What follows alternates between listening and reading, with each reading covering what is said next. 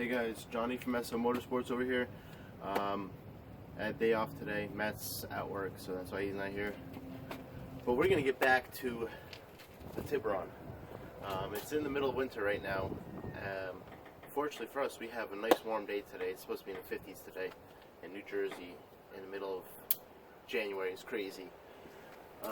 So today we are going to be doing the water pump, the timing belt, and a couple pulleys and stuff for the Tiburon. The full kit we ordered. Timing belt, water pump. Let's see how much stuff is in here. Because each kit has a couple different items, so we try to order the most thorough kit, which has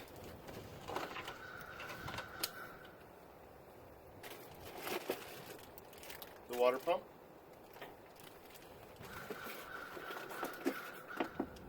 a new timing belt,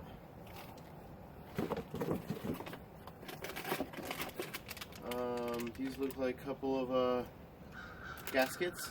It's like a bag of gaskets. It's got the water pump gasket. It's got, I think this is the tensioner pulley. It's got 2 holes in it. This is the Hikashi, a regular pulley. And then we got another little box here, which I hope is the tensioner itself, which it looks like it is the tensioner itself.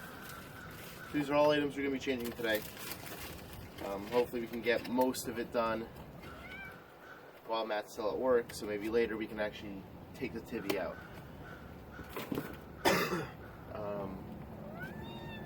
I'm pretty sure the Tiburon is dead, because it has been driven for like a month and a half. So we're going to have to find out. But for now, Kashi!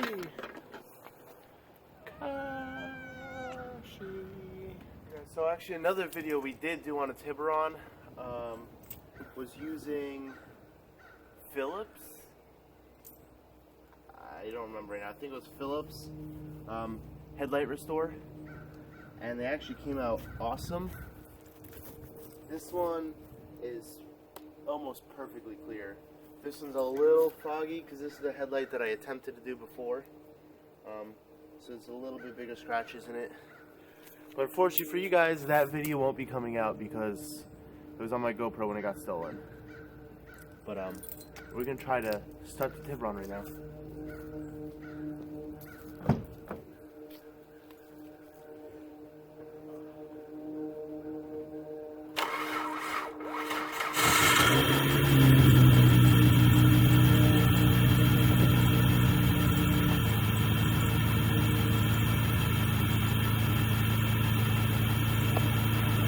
Nice. I did not expect it to start because I'm pretty sure Matt said he tried to start like a week or 2 ago and said it was dead.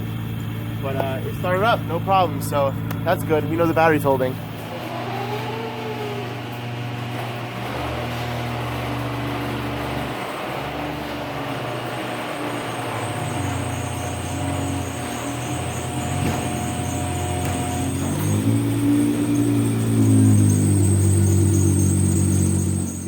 We got the Tiburon garage. I don't know if you guys heard it when I was pulling in. There's a squeaking going on with just a rough look. It sounds like it's coming from the water pump, which is why we ordered a full kit.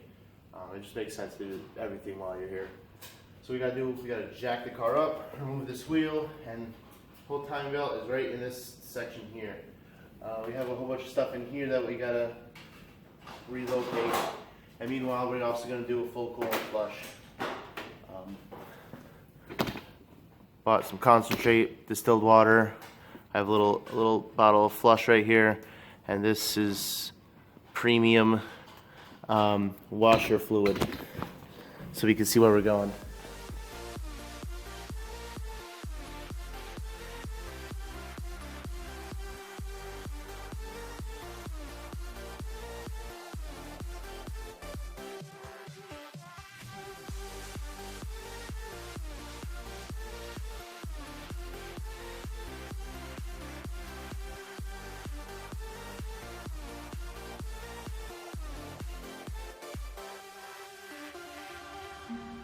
So we put a 3/8 socket on the tensioner, relieve tension, and remove the serpentine belt. And now we gotta remove the tensioner itself.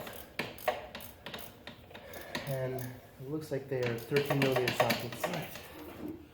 Serpentine belt, tensioner, long bolts, lost wrench.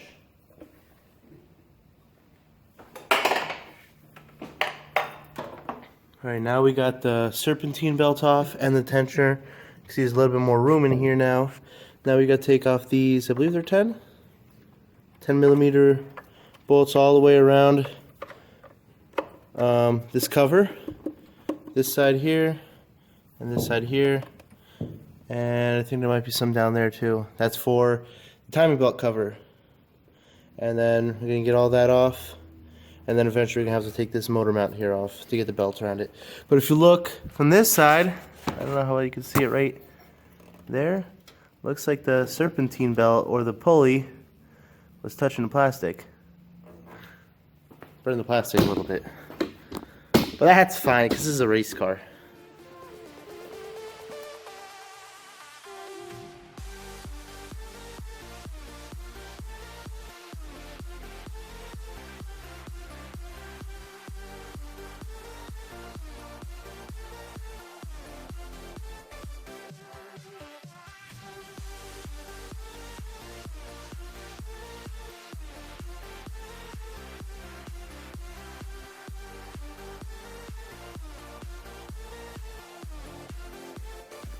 Alright guys, so there's actually another pulley for the serpentine belt you gotta take off.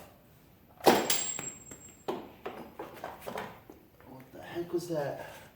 And then you can take the last cover off. Whew. As you can see, I think the tensioner was actually touching this plastic cover here.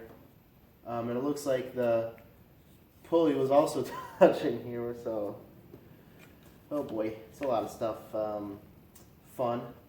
But here's this little gasket. Make sure this gasket stays on. And now we have the whole cover, the top and the bottom off for the timing belt. So let me show you quickly the timing belt. This timing belt's right here. It goes all the way down. We got to remove this engine mount. This moves out of the way, and you can see it goes all the way down there. So we got all that available here. We have the pulley, or the tensioner, which is right here for the timing belt, which is probably the first thing we're gonna loosen up. Well, first thing we're gonna do, we have the nut back on the crankshaft pulley, and we're gonna line up this timing mark with this timing mark. And then if you look on this side, you have timing mark, timing mark. And then I haven't quite looked down there yet to see where the timing mark is for the crankshaft pulley. But I'm sure it's there. I just haven't looked because I literally just got the cover off. So let me see what we can do here. On that pulley, there's a pin. That pin lines up with a spot way up and behind on the engine block. So there's a little triangle there. You gotta line that pin up with it. When that pin's lined up, you gotta double check. There's a little white dot on this pulley. Line it up with this little divot on the block. And same thing on this side. Right now, looks like I'm a little too far ahead. Now most of the coolant emptied out. Some of it emptied out on the floor. And then I just took off the tensioner bolts, which are 12mm bolts, and now the timing belt is loose. There's no more tension on it. So I'm removing the timing belt right now. So this is the old tensioner.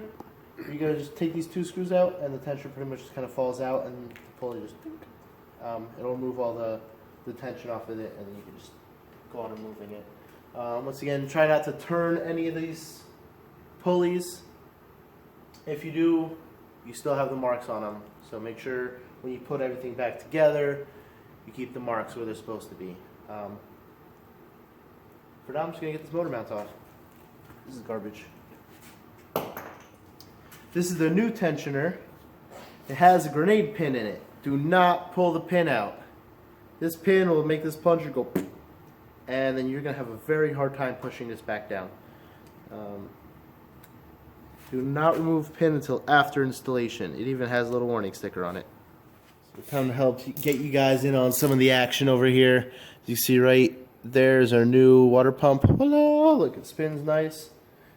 The old one, you can literally go and it free spins. This one, it doesn't, because it's still packed full of grease, and it's new, so hopefully it lasts a little longer. So we're gonna start torquing these puppies down. We're gonna do the top, and then we're gonna do the bottom. Okay guys, so we pretty much have everything back on, and now we're putting the tensioner back on. The tensioner calls for 14 to 20 pounds. We have everything put in. We have the pulleys, we have the water pump. We didn't do the gaskets. I mean, except for the water pump gasket, and I'm pretty sure now we just got to put the new timing belt on, and then we'll put the motor mount back in. As you can see, this is the old timing belt. As you can see, it's definitely seen better days. And here's our new timing belt. You can see there's no cracking at all. Just to be on the safe side, we decided to change it out, because as you can see, who knows, any day that could snap. I have a book with the instructions onto where to start with the timing belt and which way to go. So you start by the crankshaft pulley down there, wrap it around the first guide pulley, wrap around camshaft pulley 1, water pump, camshaft pulley 2, and then whip it around that the tensioner pulley. Meanwhile, as you do this, make sure you make it tight. You don't want it loose, because the tensioner is going to take all the tension off of it. So you want to make sure it's nice and tight all the way around, and then you're going to go double check, triple check, quadruple check, and even if you're feeling lucky, check it again. So that's what I'm going to do. I'm going to check again timing mark, or the timing dot on your pulley, and timing mark. This one is a little off, but since I put this new one on, it looks like it got a little bit closer. Timing mark, and the timing dot's good, and then underneath, timing mark, the dot, all line up.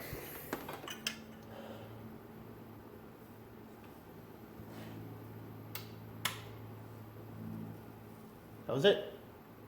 It's gonna explode now. Let's get this motor mount back in.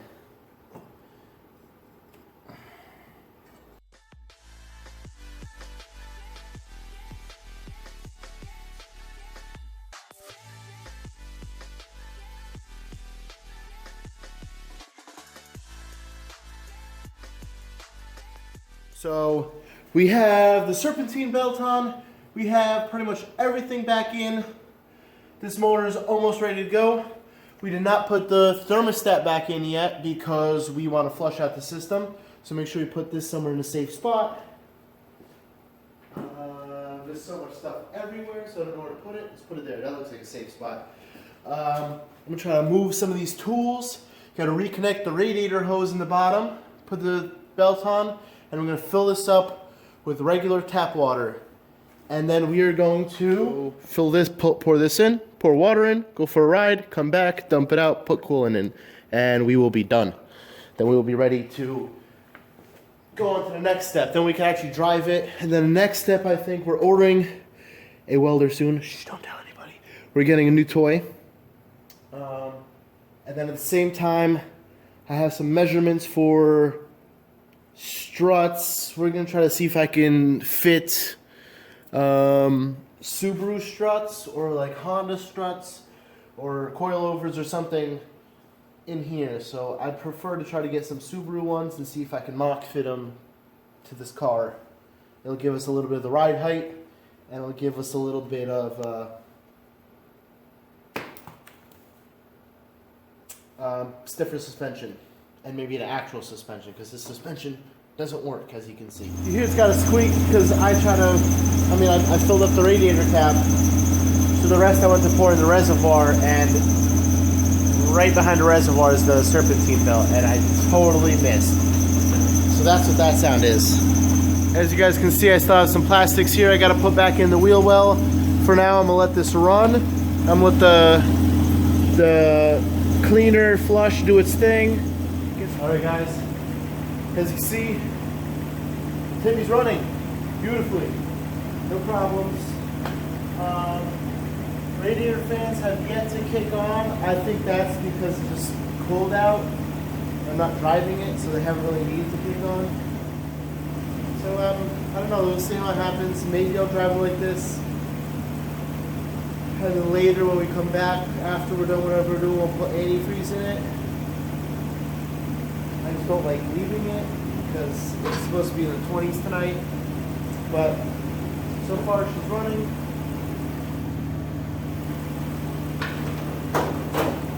So we might just leave her.